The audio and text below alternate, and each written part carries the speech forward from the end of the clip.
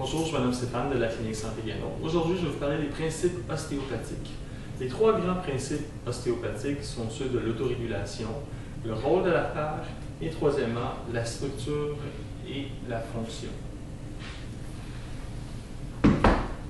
Quel est, premièrement, le principe d'autorégulation? C'est-à-dire que le corps a l'habilité de se guérir lui-même. Par exemple, quand vous vous coupez un doigt, par exemple, votre corps, grâce à ses nutriments et qu'est-ce qui se trouve dans votre sang, va guérir la plaie et quelques jours plus tard, la cicatrice est complètement disparue.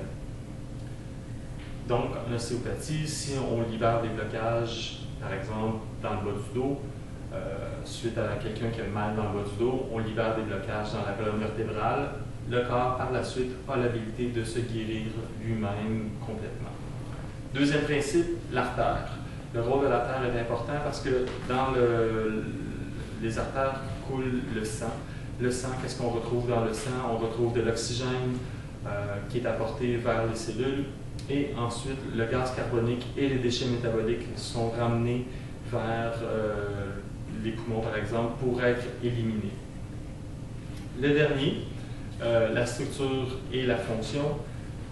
Par exemple, vous avez un poumon. Si vous souffrez d'une pneumonie, le poumon va cicatriser. Suite à ça, on peut retrouver des problèmes d'épaule, des problèmes de cou. Et ce qui arrive aussi, c'est que le poumon a moins l'habilité de faire les échanges entre l'oxygène et le gaz carbonique. Et on retrouve aussi un problème d'épaule. Donc, pour optimiser les échanges entre l'oxygène et le gaz carbonique et pour avoir plus de mobilité dans l'épaule, le poumon doit être traité dans ce cas-ci.